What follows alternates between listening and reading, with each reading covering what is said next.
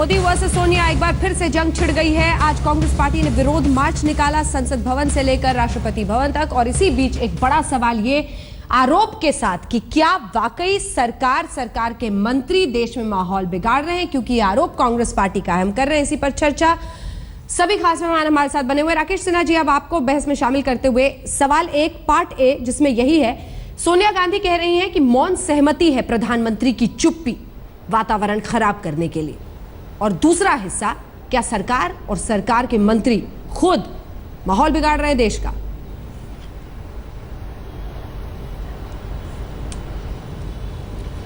देखिए, पहली बात तो मैं बता दूं कि जो ये उपक्रम चल रहा है अवार्ड लौटाने का, और जो लोग इसमें शामिल हैं, आपके सामने दो लोग हैं अभी, आनंद पटवर्धन जी और राजेश जोशी जी। मैं इन दोनों के सम्मानित होने पर कोई सवाल खड़ा नहीं कर रहा हूं, इन दोनों के स्कॉलरशिप पर भी मैं सवाल खड़ा नहीं कर रहा हूं, लेकिन मैं एक सवाल उठा रहा हूं। इसके अलावा इनकी जो विधा है, इनकी जो दृष्टि है, वो एक खास प्रकार की दृष्टि है। लेफ्ट आंदोलन का कला और साहित्य पर 30 के दशक से प्रभाव रहा। 36 में प्रोग्रेसिव राइटर्स एसोसिएशन बना, 43 में इप्टा बना। इप्टा से जुड़े हुए हैं सीपीआई का ये दोनों संगठन बना। इप्टा से आनंद पटवर्धन जी जुड़े हुए हैं, और प्रोग्रेसिव राइटर्स एसोसिएशन का जो बाद में टूट हुआ और सीपीआई एमएल की संस्था बनी, जन संस्कृति मंच, उससे राजेश जोशी जी जुड़े हुए हैं। पटवर्धन जी ने 2007 में तहलका के इंटरव्यू में कहा कि आरएसएस को किसी कीमत पर रोकना पड़ेगा क्योंकि फांसीवादी संगठन है। राजेश जोशी जी पिछले 30 सालों से संघ को फांसीवादी मान रहे हैं। पटवर्धन जी 40 सालों से इसको फांसीवादी मान रहे हैं। दोनों कम्युनिस्ट पार्टियों से जुड़ी हुई संस्थाओं से जुड़े हुए हैं। आनंद पटवर्धन जी यहां तक कहते हैं कि इस देश में दलित राष्ट्र बने, आदिवासी राष्ट्र बने। यह और बात है कि दलित साहित्यकारों को, दलित कवियों को अपने में हजम नहीं कर पाए, जिसके कारण दलित साहित्य बना। ये वामपंथी सर्वसमावेशी की बात करते रहे, दलितों को इस तरह से उत्प्रेरित किया, दलित साहित्यकारों को, दलित लेखकों को अलग गए। मेरा कहना यह है कि जो वामपंथी इसमें नेतृत्व कर रहे हैं, जो माहौल बनाने में अग्रणी भूमिका निभा रहे हैं, आगे से या पीछे से, वे 40 साल से आरएसएस के खिलाफ लड़ रहे हैं। ठीक है, उनकी लड़ाई आरएसएस से, वो आरएसएस को फांसीवादी मानते हैं। राकेश जी, मैं संघ पे ना तो बहस कर रही हूँ, एक सेकंड राकेश जी, ना तो मैं संघ पर और संघ वर्सेस लेफ्ट कोई बहस कर रही हूँ। आप मुद्दे से भटका रहे हैं बहस को। मेरा सीधा सवाल आपसे ये था कि क्या प्रधानमंत्री की चुप्पी मौन सहमति है? सवाल नंबर 2, क्या सरकार के मंत्री अपने बयानों से माहौल खराब कर रहे हैं? पटवर्धन जी का जवाब आपकी बात पर मैं ले लूंगी, लेकिन मेरे सवाल का जवाब दीजिए। प्रधानमंत्री की चुप्पी क्या मौन सहमति है? एक बात में कर, प्रधानमंत्री ने लाल किले से लेकर लगातार कहा कि सांप्रदायिकता नहीं होनी चाहिए, और कुलवर्गी जी की जब हत्या हुई तो पूरे संगठन ने, सब लोगों ने शोक जताया। यदि साहित्य अकादमी ने शोक नहीं जताया तो साहित्य अकादमी की आलोचना होनी चाहिए। आपको मालूम होना चाहिए साहित्य अकादमी एक स्वायत्त संस्था है लेखकों की, वो सरकार की निर्देशित संस्था नहीं है। और जब कोई उपक्रम यथार्थ से कटा होता है तो वह कैसे निष्प्रभावी होता है? अंजना जी, मैं एक उदाहरण देता हूं जल्दी से। 74 में सिर्फ फणीश्वर नाथ रेणु ने अवार्ड लौटाया था, सिर्फ एक व्यक्ति ने, पूरे देश में तहलका मच गया। आज 100 लोगों की संख्या है, देश की जनता पर, देश के नौजवानों पर कोई प्रभाव नहीं है। इसका कारण है कि यथार्थ से टूटे हुए एक बनावटी चीजें पेश कर रहे हैं जो सच्चाई नहीं है, हकीकत नहीं है। कुलवर्गी जी की हत्या हुई, डावोलकर जी की हत्या हुई, उसका उदाहरण देता हूं। डावोलकर जी की हत्या हुई कांग्रेस शासित राज्य में। जब भारतीय जनता पार्टी की सरकार बनी तो सनातन संस्था के सदस्यों को गिरफ्तार किया गया, एसआईटी ने गिरफ्तार किया। मैं इस पर गौरव गोगोई जी आपका रिएक्शन चाहती हूँ। लोकतांत्रिक समाज में ये महत्वपूर्ण बात है। ठीक है राकेश जी, ठीक है। नहीं, एक अंतिम बात, लोकतांत्रिक तरीके, बोलिए।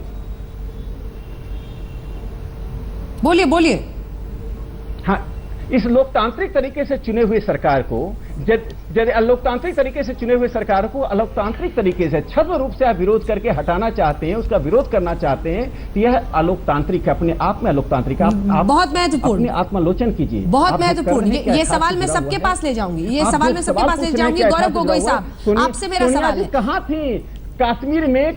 कश्मीरी पंडितों के बारे में मैं बार बार दुखती रग पर नहीं रखना चाहता हूं, सिखों की दुखती रग पर मैं नमक नहीं छिड़कना चाहता हूं। बार बार ये इस बात को याद दिलाकर मुझे दर्द होता है जब मैं सिखों की दंगे की बात करता हूं, जब मुझे दर्द होता है कि जगदीश टाइटलर सभी सभाओं में, यहां तक कि वामपंथियों की सभाओं में जाकर पुरस्कार देते रहे, लेते रहे, और उस जगदीश टाइटलर का आप सम्मान लेते रहे, जगदीश टाइटलर का सम्मान करते रहे, तब तो आपकी आंखें नहीं खुली। ठीक है, मैं पटवर्धन जी आप इस पर जवाब देना चाह रहे हैं, फिर गोगोई साहब मैं आपके पास आऊंगी। एक सेकंड राकेश जी, ठीक है, आपने अपनी बात की, मेरे से उत्तर ले लीजिए। ठीक है, गोगोई साहब जवाब दीजिए। गोगोई साहब जवाब दीजिए। आपका राज्य, आपका शासित राज्य क्यों ना सीधे सीधे आरोप आपकी सरकार पर लगे, जो ये राष्ट्र में माहौल बनाया जा रहा है कि सब कुछ बीजेपी की सरकार की वजह से हो रहा है। देखिए, मैं सबसे पहले ये बताना चाहूंगा कि अगर आप देखें कि प्रधानमंत्री अगर लाल किले में उन्होंने जो भी कहा, उसके कहने के बावजूद भी उनके केंद्र सरकार के मंत्री ऐसे भावुक होकर ऐसे शब्दों का इस्तेमाल कर रहे हैं। अरे उनके आप उसको छोड़िए ना सर, कर्नाटक की सरकार, एक सेकंड सर, गोगोई साहब, पॉइंटेड सवाल, कैसे पॉइंटेड सवाल, कैसे कर्नाटक की सरकार, अंजना जी, सर लॉ एंड ऑर्डर का स्टेट सब्जेक्ट है नहीं ये बताता हूं सर, मेरी बात बताइए ना, मेरे सवाल का जवाब दीजिए, क्या law and order state subject नहीं है? पर आप अगर किसी की हत्या होती है, अगर ये बताए तो कर्नाटक सरकार जिम्मेदार है या नहीं? चाहे दिल्ली के निर्वाचन हो, देखिए law and order state subject है, लॉ एंड ऑर्डर का अगर उल्लंघन हुआ तो स्टेट को रिस्पॉन्सिबिलिटी है। लेकिन उसके बाद अगर स्टेट ने जब इन्वेस्टिगेशन किया या पत्रकारों ने इन्वेस्टिगेशन किया और देखा गया कि ऐसे राइट विंग ऑर्गेनाइजेशंस हैं जिनका संगठन आरएसएस के साथ है, और फिर आरएसएस के पास प्रधानमंत्री स्वयं जाके रिपोर्ट कार्ड देते हैं, केंद्रीय मंत्री स्वयं जाके रिपोर्ट कार्ड देते हैं। हाँ। महेश शर्मा जी जैसे एक वरिष्ठ मंत्री जो पूर्व राष्ट्रपति के खिलाफ ऐसे आपत्तिजनक बात कहने के बाद भी उनको पूर्व राष्ट्रपति का घर मिल जाता है, तो प्रधानमंत्री जी के कितने भी कहने के बाद मुझे नहीं लगता कि उनके केंद्रीय मंत्री को कोई संकेत जा रहा है। मुझे लगता है कि प्रधानमंत्री जी बाहर संबित जी, मैंने आपको टोका नहीं तो मुझे टोके मत। संबित जी आपके अफसर के लिए रुके और मुझे टोके मत। प्रधानमंत्री जी टीवी कैमरा के सामने एक चीज कहते हैं, लेकिन अंदर क्या कहते हैं उनके बातों में मुझे शक है। क्योंकि क्यों केंद्रीय मंत्री दिल्ली के निर्वाचन के समय रामजादो या हरामजादो कहते हैं, यूपी के निर्वाचन के समय घर वापसी और लव जिहाद के बारे में कहते हैं, अभी बिहार के निर्वाचन के समय पाकिस्तान जाने को कहते हैं, तो कहां है? अगर प्रधानमंत्री का ऐसा ही उनका एक वजूद है, उनकी बातों को अगर उनकी बातों को केंद्रीय मंत्री क्यों नहीं? ठीक है, आपने अपनी बात कही। इसका मतलब संबित जी जल्दी से छोटा सा इस पर जवाब दीजिए, फिर पटवर्धन साहब मैं फौरन आ रही हूँ आपके पास। पटवर्धन जी, पंडित जी मैं फौरन आ रही हूँ, जल्दी से संबित जी इसका एक छोटा सा जवाब आप जरूर दीजिए, पॉलिटिकल सवाल है। देखिए, पहली बात है, मंत्री के बयानों को आप सुनिए। सलमान खुर्शीद जी कहते हैं, जबकि वो मंत्री थे उस समय, वो कहते हैं कि सोनिया गांधी जी ने आतंकवादियों को देखकर बहुत रोया। इसमें नंबर 1 है जो एक शहीद हो रहा था पुलिस ऑफिसर, उसके सामने आप ये बयान दे रहे थे। जब पूछा गया सोनिया जी से, उन्होंने कहा ये तो मंत्री का अपना बयान है, ये इससे मेरा कुछ करना नहीं है। दिग्विजय सिंह जी 26/11 के बाद कह रहे थे ये पाकिस्तान का हाथ नहीं है इसमें, आरएसएस ने कराया है, एक बुक रिलीज किया था। और जब सोनिया जी से पूछा गया, सोनिया जी ने कहा ये दिग्विजय जी का अपना बयान है। एक कोयला मंत्री थे जिन्होंने कहा पुरानी पत्नियां जो है वो अच्छी नहीं होती है। यार टॉलरेंट हो जाइए, आप जो दुर्बलता है टॉलरेंट हो जाइए, थोड़ा टॉलरेंस, प्लीज टॉलरेंस हो जाइए। मैं अवार्ड वापस कर दूंगा, नहीं तो देखिए ऐसे टॉलरेंट नहीं होंगे, माहौल खराब करिएगा तो मैं अवार्ड वापस कर दूंगा। नहीं, मैं अवार्ड वापस कर दूंगा, इतना ऐसा माहौल खराब मत करिए, मत करिए। संबित जी, गंभीर मुद्दे का मजाक नहीं, ठीक है, आपने अपनी बात कही। अब एक बार बहस को आगे लिए चलते हैं। नहीं, अंजना जी सुनिए, अंजना जी सुनिए, ये जो अवार्ड वापस कर रहे हैं ना, ये गंभीर माहौल को, हिंदुस्तान का जो डेवलपमेंट का है उसको मजाक बना रहे हैं। हिंदुस्तान विश्व में आगे बढ़ रहा है, यूनाइटेड नेशन में सिक्योरिटी काउंसिल का सीट लेने वाला है। कौन है इनके आका? मैं जो केंद्रीय मंत्री कह रहे हैं हमारी छवि आगे बढ़ रही है पर ये हिंदुस्तान के नाम को, और आज मणिशंकर अय्यर जाके परवेज मुशर्रफ को बोल रहे हैं ये कबूतर है, ये शांति का दूत है। प्रधानमंत्री जो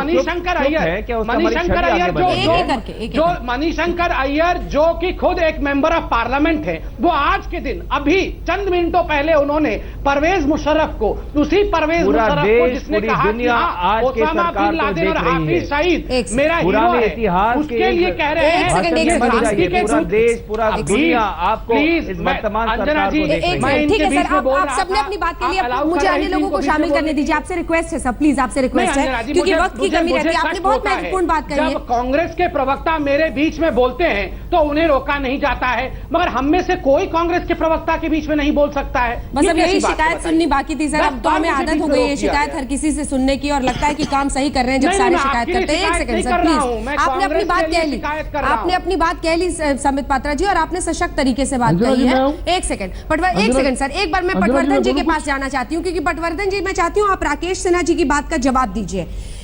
ये किसी से छिपा हुआ नहीं है कि आप एक खास, हालांकि वो सीधे पॉइंट आउट कर रहे हैं कि लेफ्टिस्ट सोच है आपकी। आप चाहते थे नरेंद्र मोदी की सरकार नहीं बने, आपने उसके खिलाफ प्रचार भी किया, इस तरह के आरोप लगातार लगते रहे। मेरा सवाल आपसे बहुत सीधा है और वो ये है कि इस देश में लोकतंत्र में वोट के जरिए एक सरकार चुनकर आई है। आपका विरोध राजनीतिक और ओपिनियनेटेड तरीके से उस सरकार से हो सकता है, लेकिन क्या उसको इस हद तक ले जाकर आप सिर्फ उसी लोकतंत्र के साथ मजाक नहीं कर रहे हैं? क्योंकि अगर आप अलोकतांत्रिक तरीके से एक तरह से आप सरकार का विरोध कर रहे हैं, आप चाहते हैं कि सरकार का विरोध का माहौल बने और उससे सरकार के खिलाफ एक मुहिम चले, लेकिन दरअसल लोकतंत्र में वोट से लोगों ने प्रधानमंत्री को चुना है। नरेंद्र मोदी खुद आकर नहीं बैठ गए हैं वहां पर, प्रचंड जनादेश से उस कुर्सी पे बैठे हैं।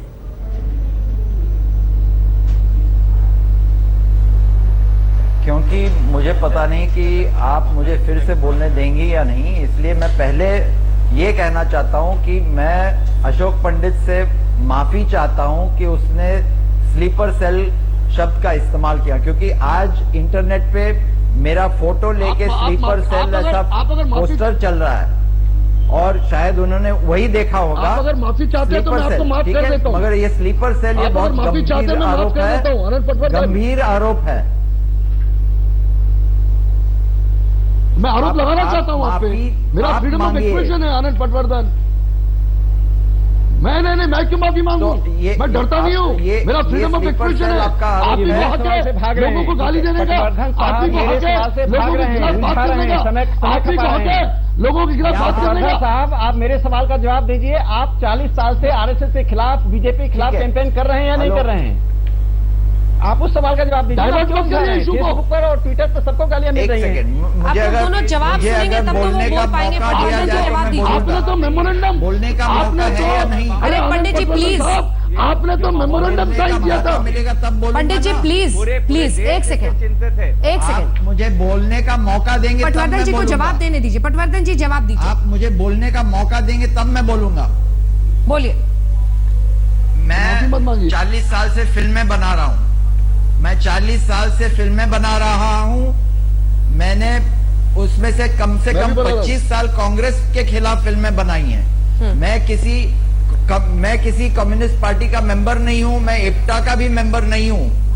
मैं गांधीवादी हूँ, मार्क्सवादी भी हूँ और अंबेडकरवादी भी हूँ, और ये मेरा अधिकार है। मैं ये सब को झेल सकता हूँ। मैं इस बात से असहमत हूँ। आप मिश्रण करके मेरे विचारधारा में ला सकता हूँ। और आपने 2007 में दलित राष्ट्र बनाने की बात बोलेंगे नहीं। आपने निजी ये पूरी लड़ाई होती जा रही है इसलिए, और वक्त की भी जबरदस्त कमी है, लेकिन चलते चलते जल्दी से अशोक पंडित जी 2 लाइन में, चूंकि बहुत देर से आप अपनी बात कहना चाह रहे थे, 2 लाइन में सिर्फ आपको बोलना होगा सर, उससे ज्यादा की इजाजत नहीं दे सकती, वक्त की कमी है। 2 लाइन। मैं बिल्कुल अंजना जी, बहुत बड़ा मजाक है ये कि कोई एक पार्टी का प्रधानमंत्री जब मनमोहन सिंह बोल में अब आपकी बारी। ये सवाल हमने आपसे पूछा था कि क्या सोनिया गांधी के विरोध मार्च से घिरेगी मोदी सरकार? 17% कहते हैं हाँ, 83% कहते हैं नहीं। आप देखते रहिए आज तक।